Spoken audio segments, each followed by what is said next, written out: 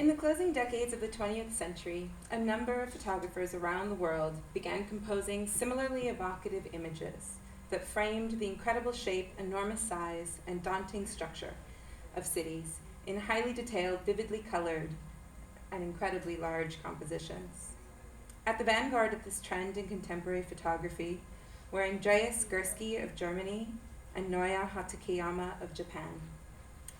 Observing a world confronted by globalization, unprecedented urbanization, and the profound social and environmental implications of such global transformations, Gursky and Hatakeyama looked to the city as a symbolic center of urban growth and development and the impetus behind such issues. Turning their lenses toward the endlessly sprawling grids of roadway systems and architecture, they framed broad, dispassionate views like neutral observers. But a closer examination reveals that their photographs operated as far more critical evaluations that go beyond the documentation of urban growth and development to articulate the erosion of the natural environment and by extension that of the human condition. Not only do their photographs offer a multi-layered response to the landscapes they encountered, explicitly intended for the wall, their photographs also engage viewers to question, to challenge, and even to reimagine the endlessly sprawling cities in which a majority of humanity will reside in the near future. Naoya Hatakeyama's photographs explore the tenuous relationship between humanity, the built environment, and the natural landscape. In his untitled series, 1989 to 1997, Hatakeyama illustrates Tokyo's insatiable urban growth that has all but eliminated any visible trace of the natural world, except for the limestone that has been and continues to be extracted from the country's quarries to build this distinctly concrete landscape. Looking at one image from the series untitled 1989, we see that Hatakeyama composed a straight-on view of the city's architectural landscape from an elevated perspective. Excluding any trace of the horizon, he fills the composition edge to edge with the geometry of buildings. From the foreground to the midground, the details appear sharply in focus and highly visible. But as the architecture extends into the background, it is reduced to a field of mottled color and texture. Hatakeyama frames a deeply receding vantage point that draws the viewer's gaze into the increasingly undecipherable landscape that extends beyond the scope of his composition. His approach emphasizes the appearance and uniformity of the landscape while also calling attention to the vast expanse being observed. Though the images are rendered in varying color tones, the artist's systematic approach emphasizes the similarities in the structure and expanse of the landscape depicted in each. Juxtaposed as 48 similarly evocative compositions taken over a 10-year period, Hatakeyama's photographs are mutually reinforcing. His untitled series reads as a daunting narrative that illustrates the extreme nature of urban density over time and urges the viewer to ask, quote, "How are those of us who live here going to survive?" End quote, as Hatakeyama describes his own experience of being cross-examined. It is not just the similarity of themes that distinguishes the work of artists from this trend. It is also the adoption of a similarly distanced approach to convey a sense of impartiality. Though trained continents apart, artists like Hatakeyama and Gursky were profoundly influenced by the new topographics, a small group of photographers whose practice of looking at the man-altered landscape as keen and critical surveyors became particularly relevant in contemporary art in the 1970s. They explicitly turned away from scenic, romanticized, and idealized landscapes to focus instead on the mundane and quotidian views of urban and industrial landscapes.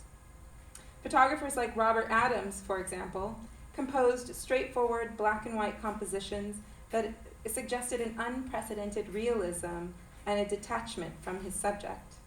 For example, in Colorado Springs, Colorado, 1969, shown here, Adams composes a very frank depiction of a newly built tract home development that appears uninhabited, except for the lone child caught playing amidst the nondescript houses. but the child appears small and insignificant in relation to the structure, the dirt, and even the pavement that has been transformed to create this landscape. Adam's composition sets up a tension between the built environment, the natural landscape, and its intended inhabitants, revealing the artist's intent to compose a far more critical view of the emergent postmodern landscape. Hatakeyama adopted a similar matter-of-fact composition strategy, though as you can see from the comparison, there is a shift from a human perspective to conveying a more omniscient perception of the landscape by assuming an unrealistic or aerial vantage point and including an otherwise imperceptible level of detail. The use of an aerial vantage point adds another critical layer to Hatakeyama's composition. The elevated perspective in photography dates back to the early 20th century, when photographers in New York used it to explore the vertical expansion of the modern metropolis made possible with the advent of tall buildings. Alvin Landon Coburn, one of the first major photographers to emphasize an elevated perspective, found the dizzying views from the tops of buildings looking down emblematic of this modern age. In his 1912 photograph, The Octopus, Coburn frames a softly focused and tightly cropped view of the landscape below from the observation deck of the Metropolitan Insurance Building, New York's tallest at the time.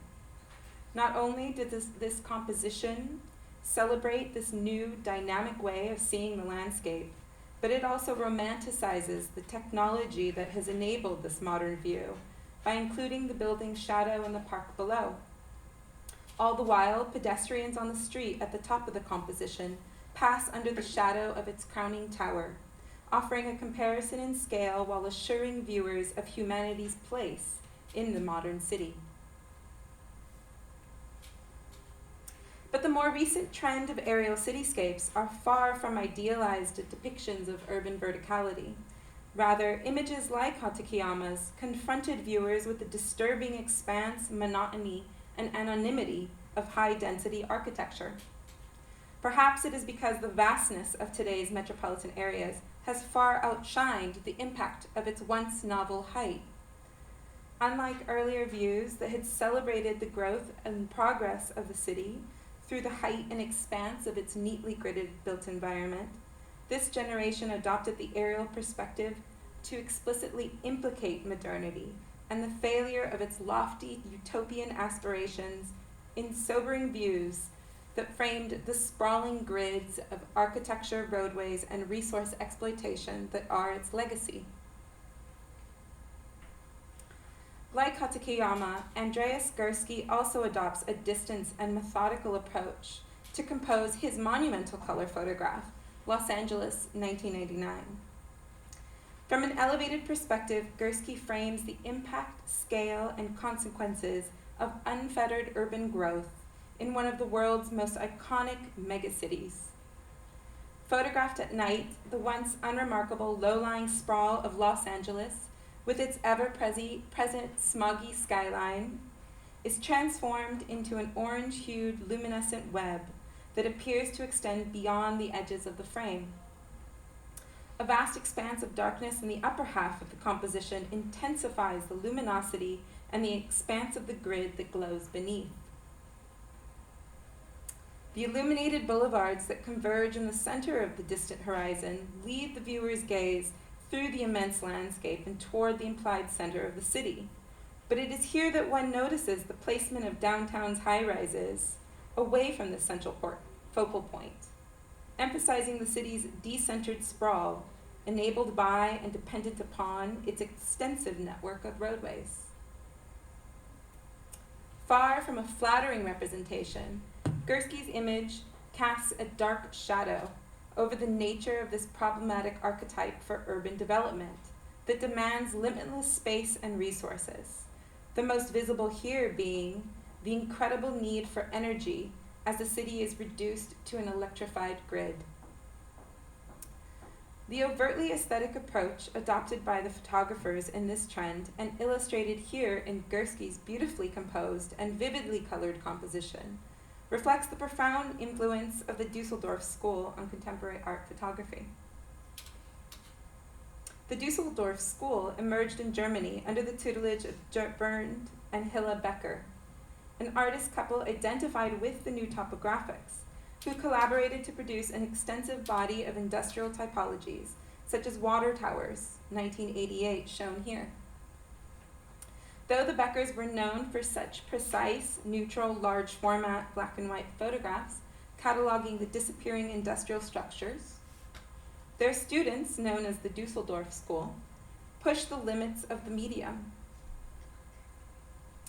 For example, Gursky, a student of the Beckers, explored the new technical possibilities of color, larger formats, and digital technologies to complement his instructor's neutral and methodical approach. Composing straightforward photographs from distant vantage points, Gursky availed himself of the high resolution and vivid detail of a large format color photograph and the size possibilities of digital printing. Such innovations would have a profound impact upon the medium as they influenced photographers around the world. In his text, Why Photography Matters as Art as Never Before, the art historian Michael Fried attributed this shift in art photography toward large, detailed images that demand a confrontation, a result of photographs being explicitly conceived for the gallery wall, as artists considered the relationship between the photograph and its audience like never before. The large size and incredible detail of Gursky's photograph, which measures approximately 81 by 142 inches, demands the prolonged attention and contemplation of its viewer. While the minute details of his high-resolution prints were only visible up close, the big picture could only be taken in from afar. The viewer is not necessarily directed to a specific event or location in the frame. Rather, one must look for a long time to consider all of the details, giving the viewer the authority to decide really what is going on. The enormous size combined with a straight-on, distanced approach and at times unrealistic perspectives further distanced the viewer from what they saw in the composition. As Fried argues, the viewer's experience is that of being quote-unquote severed, not just from the subject matter, but also from the photograph itself. This technique underscores the feeling that the subject has presented itself without any interference by the observer, the artist, or otherwise. It is only from that sense of distance, of being an outsider, that the viewer is able to confront the expanse of this landscape and sense its unnatural or otherworldly qualities, and the implication that perhaps it is an environment not suited to human inhabitants. In his essay describing the artist's pictorial strategy, the art historian Ralph Beal labeled Gursky as, quote, the painter of modern life of the global age, end quote.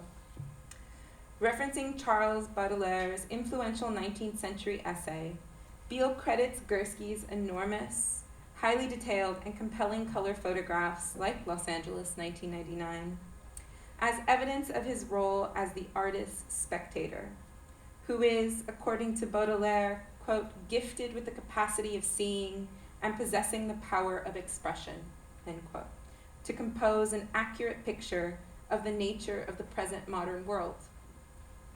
The same rings true for Hatakeyama's composition, along with the other artists in this broader movement. Through the tools of their medium, these artists illustrated in the disorienting high-resolution color of their modern aesthetic the extremities of urban growth, hyperdevelopment, consumption, and technology, the distilled experience of modern life shaped by the profound effects of globalization. Thank you.